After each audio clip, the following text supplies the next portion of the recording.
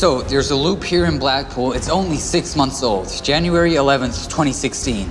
In our story, we discover that a time loop can exist, and not only in Wales, but they're able to travel through a loop from the 1940s into present day 2016. That takes us to Blackpool. This can't be it, can it? Loop entrances can be anywhere. Blackpool, UK, is probably a place not known to many people outside of England. Well, Blackpool's an unusual place. It's a little bit out of time and a little magical, a little lost, really. It's a little bit like an extreme version of a seaside holiday town in a way, really. It's a place that people would go to the beach during Victorian times, and over the years it's kind of fallen into a trace of what it used to be. It has a certain haunted quality. Look, there's the tower. It's not far. Blackpool serves as kind of the setting for our third act, the climax of the film. And Tim's a big fan of that place for quite a while. He spent some time there, and I think it's something he kind of knew he wanted to incorporate into the Miss Peregrine story.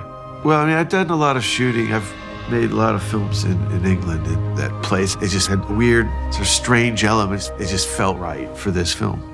Working with Tim was exciting, and having his sensibilities in there. We have quite similar tastes in a lot of things, and we're both very fond of Blackpool.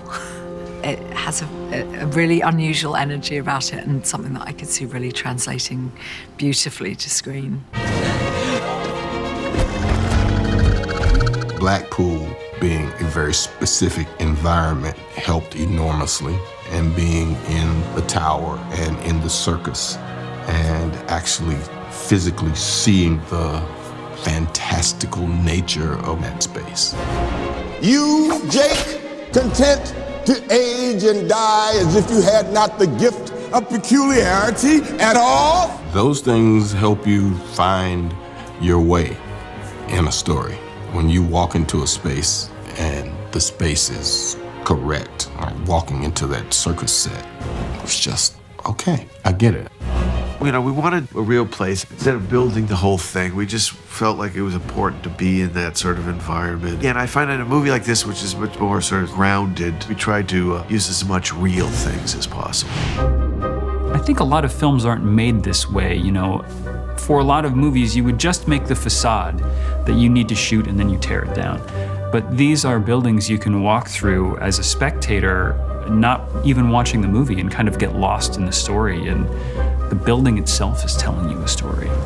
A great location. I mean, a quite extraordinary location. There's probably nothing like it in the world, that circus built in the base of the Blackpool Tower. It's, I believe, one of the oldest circuses in Britain, and it certainly kind of feels steeped in history. It's a beautiful, beautiful space. And now we've come for Miss Peregrine. Bring her and all the other inbreeds to the end of the pier in 5 minutes, or face the consequences. Well, there are a number of sequences which appear to be very challenging from the get-go, particularly the interior of the circus. That's a listed building, so it's not like a film set where we can put holes anywhere we want to. We actually had to build a very intricate wire structure above the ceiling, which then came through on wire bonds and was replicated beneath, so that we could actually work independent of the structure. That was a huge sequence. You know, if you read it in the script, it's one of those sequences, it reads so long and there's so much information in there, it's sometimes hard to picture it off the page. So that was the one previs that we spent the most time and energy on, to film the individual elements of what each of the kids do and where they could be. We set Samuel L. Jackson on fire during that sequence. We had Miss Edwards, who's an actress called Helen Day, who's also an aerialist. So she did all of her own stuff, and we did all of her bungee trapeze act, you know, flying around the circus. Okay, here we go, and 3, 2, 1, action! And I'm trying to genuinely scare them, but they all seem very hardy. They're all telling me they're not scared. We have her jumping down and bouncing up, which was one rig. Then we had another rig that jerked her from the floor and landed her on the tower. Then another one where she jumped down from the tower, bounced on the stairs and up onto grabbing Raffi. Then we have her falling when she's been turned to stone. And there's just so much stuff going on. You know, I just felt like every day it was kind of like, Sam, can we yank you across the room with a wire?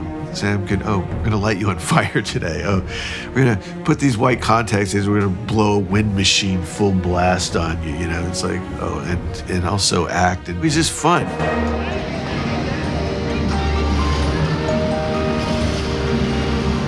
To secure the location, what we had to do is we had to take the circus out of commission for the best part of 5 weeks. We had a couple of weeks prep there, a couple of weeks shooting, a week of strike. As well as the circus being involved and the tower, we also shot not just in the circus, we also shot at the North Pier. There's 3 piers in Blackpool, North, Central and South. They're British coastal town piers, you know, they have fairgrounds, they have candy floss, they have the normal sort of things you'd have on fairs. They're cheap and cheerful. They were very happy to have us there to promote the town, you know. And in fact, we snowed the whole of the main promenade off.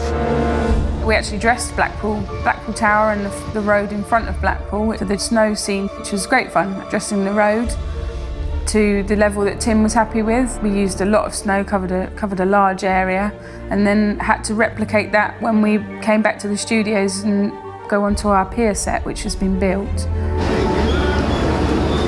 To the audience, they will think that we hopefully shot everything in Blackpool, because we're not trying to say that it's somewhere else. It is meant to be Blackpool. The big section is the pier, and we basically have a fun fair on the pier with a big wheel and dodgems and a ghost train and a carousel. Tim will basically have his own fairground when it's finished to go to, which is very nice. I'm sure he's never had his own fairground before. And action! You can't necessarily do everything that you want to do on a practical location. You need to build sets, and in some cases you might even be doing both. You might have the practical location so that you can be inside and bring your characters outside. When you do decide to build something back in the studio, you have got a bit more freedom to design your own version of what's real. So you then take that on board and you can be a little bit more expansive with the design, but still staying within the brief of it's Blackpool and it's the pier.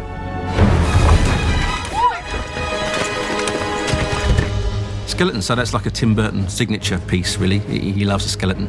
There was some design involved in the skeletons. It's like, it's not just a skeleton. He's got this kind of love of Jason and the Argonauts and the Ray Harryhausen skeletons, and that's basically our reference. And so I thought, well, if I go along those lines, I can't really go far wrong. It's a classic scene. So we designed the skeletons on that basis to look a little Ray Harryhausen-esque. The skeletons were designed, by designers on computers, basically. But then we made a physical version of the skeleton so that we can hold up the skull and the bones on the set, and we can see exactly what they're supposed to look like in the right lighting. Go now! Once we got into the action, there was a fight between the children and the hollows. We actually had some real snow made that the children made into snowballs and had great fun throwing all around the set. I think the adults had quite a lot of fun as well, to be honest. It's a very strange thing, having a book adapted into a movie. It's like so cinematic and so much fun. It's still Miss Peregrine, it's still my world, but it's like Tim was like, what if we went over here? And it works really well for a movie.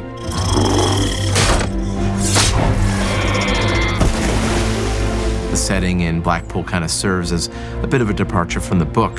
For the film audience, just deliver a little more of an action sequence and setting in Blackpool. And that's a kind of an arena where events can unfold and reach a climax to the story. It seemed like a perfect kind of environment for that to take place. You have no idea how long it took me to get here.